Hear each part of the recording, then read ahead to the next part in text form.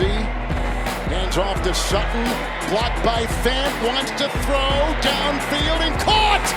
What a catch by Patrick! The Broncos spoil a good first half as they fall to the Vikings. Hello and thank you for joining us for Elway Access. I'm Phil Milani alongside John Elway. John, a lot of talk in the locker room.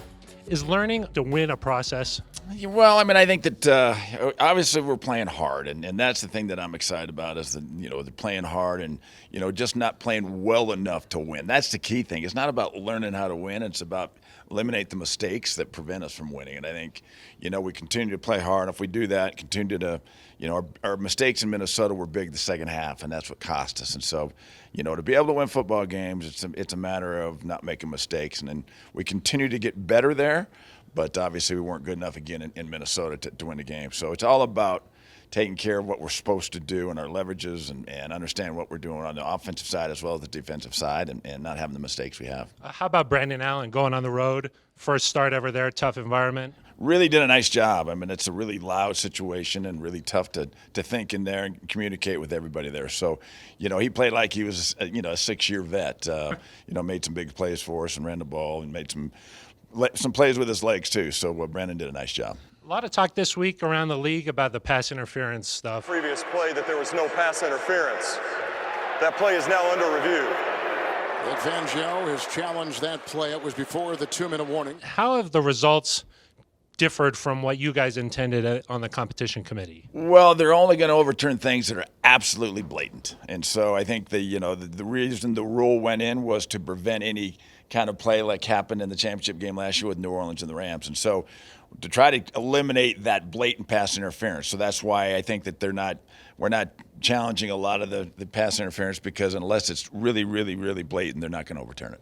Do you think that that's something that you'll revisit in the offseason here? I'm sure we'll talk about it again. When we go back and review what happened as far as the pass interference, and what, a lot of times what comes out of the committee is not what ends up taking effect during the year. So I'm sure we'll revisit that this offseason and see what happens. All right, just getting started here on Elway Access. When we come back, we'll look ahead to this Bills game.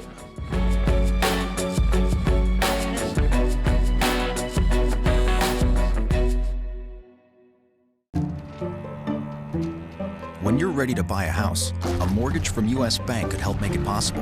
And we'll be with you every step of the way. See about pre-qualifying today. U.S. Bank, the power of possible.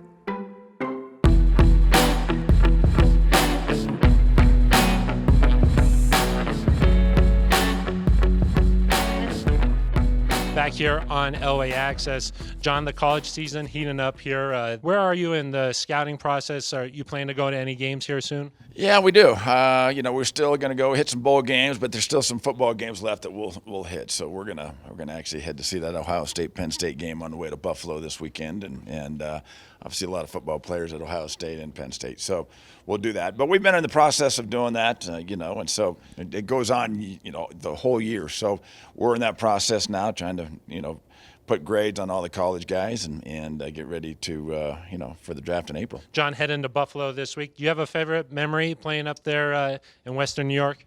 I think it was always a tough place to play, and it's always loud. And, back in the 90s, the Bills were so good when they went to 4 straight Super Bowls. So anytime we went to Buffalo, it was always a tough place to play. The snowstorm left the Broncos stranded in Denver when they needed to get to Buffalo. We had a snowstorm here in Denver that we had to actually, to send snowmobiles after guys to get them to the buses and then leaving from here to get there. So we got in like at 1 o'clock at night, but we were still able to go and win in overtime. So tough place to play, but we've proven that you can win there. Snap is high, placement down, kick on its way, and it is good. And the Denver Broncos have won it in overtime, 23-20. Last one here with a fan question from Broncos for Life.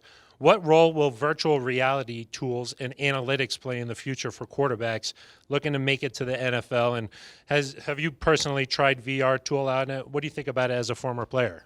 I've tried it. I kind of like it. And I think it's good reps for, especially for the backups and the third string guys, practice squad guys, especially for quarterbacks to get the look. And you can go through it in practice. It's really amazing what it can do. So they can get reps with not having been in practice. It's not quite like practice, but it's the next best thing. So I think it's going to be very helpful going forward. Analytics, I think everybody's still trying to figure out what it can do for for us in football because it's a different situation as far as the number of plays that we have. It's not like basketball or baseball. So I think everybody's still searching to find how analytics can really help us. So you put on the headset. You thought it was pretty cool? I did. I enjoyed it, yeah. And so, to be able to look and, see how everybody moves after the ball snaps. So, yeah, it really turned out great. All right. Thank you very much, John. That's going to do it for us. For John Elway, I'm Phil Milani. This has been Elway Access.